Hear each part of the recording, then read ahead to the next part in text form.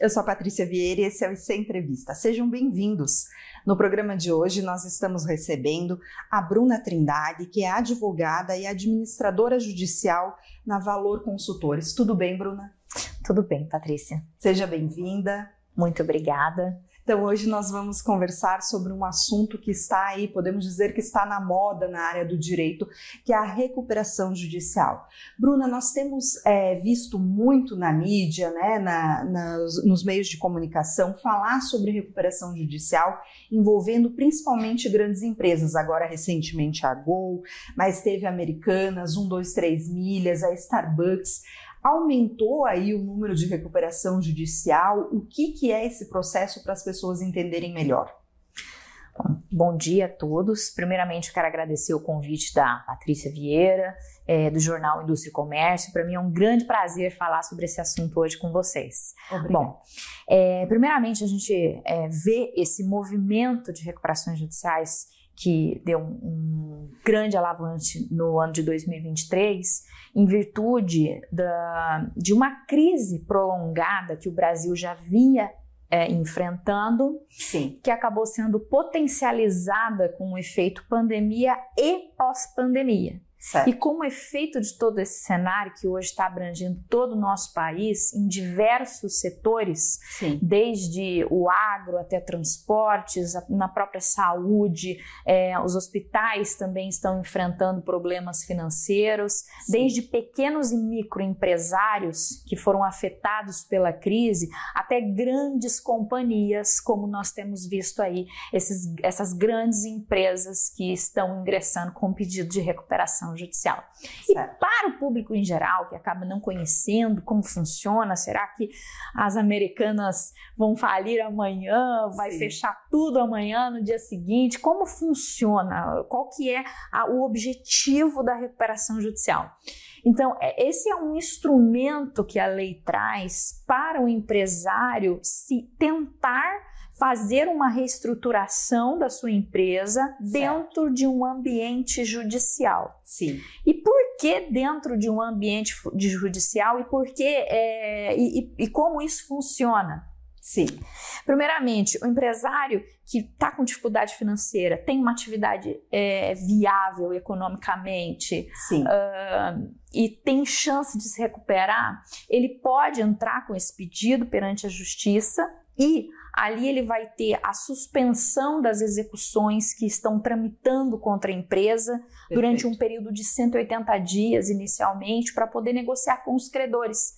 Nesse período, ele tem que apresentar também um plano de recuperação judicial no prazo de 60 dias e nesse plano que ele vai apresentar para os credores, ele tem que descrever, primeiramente, quais são os meios, as estratégias concretas que ele está adotando para recuperar aquela atividade que está em crise. Sim. E qual é a forma de pagamento para os credores. Perfeito. Então, esse período é importante porque o empresário ele consegue sentar na mesa com os seus credores sem sofrer execuções na conta, sem ter o risco de retirada de bens necessários ali para a atividade durante o período de negociações. Então isso acaba dando um fôlego para o empresário sentar com os seus credores numa mesa de negociação num ambiente mais tranquilo. Porque quando o devedor chega para negociar com uma grande instituição financeira que de repente tem uma garantia, a exemplo de uma indústria, pode ter um maquinário que é essencial para a produção e com a retirada daquele bem, o empresário fica ali muitas vezes fragilizado num ambiente de negociação. Então, esse período de suspensão das ações na recuperação judicial é justamente para colocar o devedor e o credor numa situação de igualdade, sim, sem que um esteja coagindo o outro com a possibilidade de retirada de bens ou bloqueio em contas ou outras situações judiciais, neutraliza esse ambiente de estresse. Sim. E traz os credores para um ambiente de negociação para discutir um plano de recuperação da atividade e nesse plano, além de recuperar a atividade, também tem que ter a forma de pagamento para os credores. Então, basicamente, de uma forma bem resumida e simplista, É assim que funciona a recuperação judicial e justamente com esse objetivo, para recuperar empresas que ainda têm viabilidade no mercado. Por quê? A empresa que já não é mais viável no mercado, a solução para ela é a falência. Sim. A recuperação judicial não é para manter empresa de fachada, empresa fake, empresa que pretende dar um golpe para os seus credores, de forma alguma. A recuperação judicial ela é um instrumento para a empresa viável que quer pagar os seus credores em um ambiente judicial.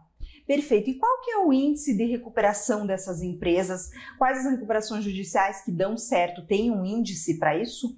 Essa é uma pergunta bastante interessante e instigante no nosso meio.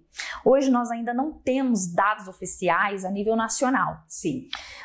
Mas nós temos um resultado de um observatório de insolvência realizado pela PUC de São Paulo, em parceria com o Instituto de Jurimetria Brasileiro, que é o ABJ, que faz um trabalho de jurimetria, de dados, de estatísticas, de processos.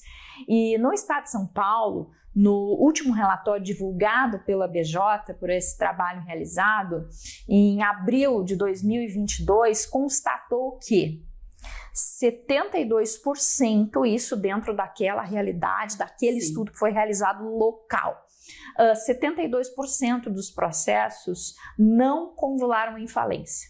Perfeito. Durante o período dessa pesquisa. Então, nós temos aí um bom índice de recuperabilidade, isso considerando essa pesquisa local. Esse mesmo instituto já está fazendo algumas pesquisas em outros estados e nós estamos ansiosos para ver o resultado de outros lugares, de outros estados do Brasil, para nós termos uma ideia geral sobre a recuperabilidade das empresas a nível nacional. Perfeito. Isso não é uma situação só do Brasil, né? A gente comentou no momento, no início, que o Brasil passou por uma crise, isso fez com que as recuperações judiciais aumentassem, mas acontecem também fora. A gente viu o caso da Gol agora recentemente, que é uma recuperação que foi pedida nos Estados Unidos.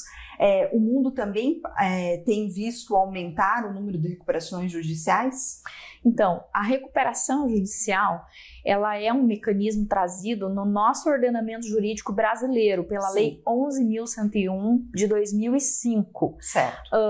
Cada estado, cada nação tem um instituto de recuperabilidade das empresas, um instituto de insolvência, seja ele de falência ou algo que se assemelha a isso. Perfeito. Então, realmente, lá nos Estados Unidos tem a Chapter 11, que é um instrumento que tem sido também procurado por diversas empresas. A própria Latam resolveu ajuizar o pedido dela de recuperação judicial. Não é a recuperação judicial, mas que se assemelha ao modelo que nós conhecemos lá nos Estados Unidos.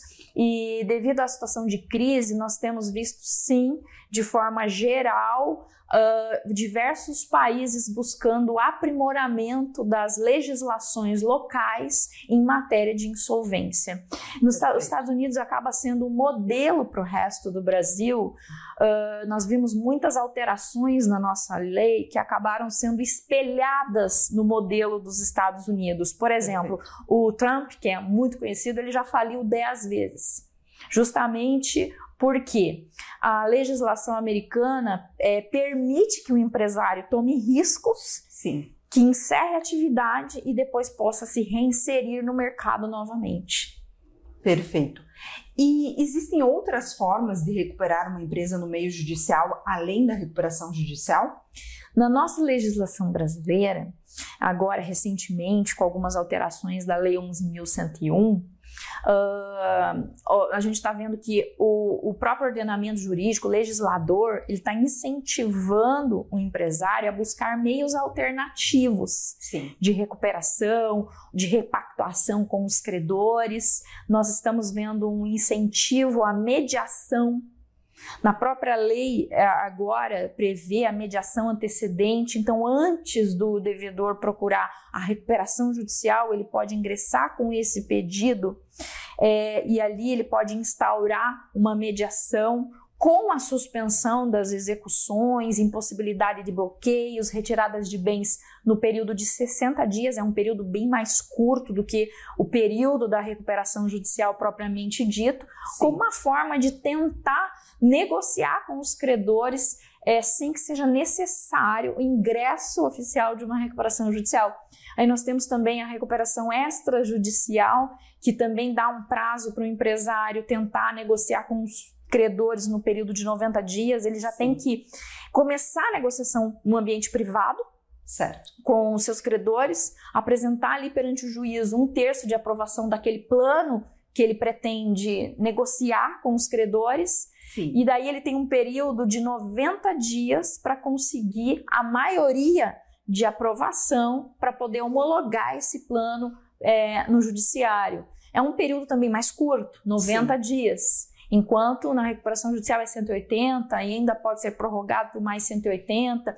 São dinâmicas distintas, mas para o empresário que de repente está numa situação de pré-crise, ou ele está prevendo que o seu fluxo de caixa daqui 12 meses, daqui 6 meses vai acabar estourando, não vai ser suficiente para liquidar o passivo que ele tem a médio prazo, sim, ele pode preventivamente procurar esses mecanismos para repactuar e não deixar estourar lá na frente. Certo. São mecanismos preventivos ou até sim, mesmo numa situação onde a crise não está tão agravada assim, mas hoje em dia é muito difícil trazer esses mecanismos para o empresário que muitas vezes não tem conhecimento desses institutos, desses mecanismos, e acabam procurando os profissionais da área de crise, da área de insolvência, quando o barco já está afundando, quando a mediação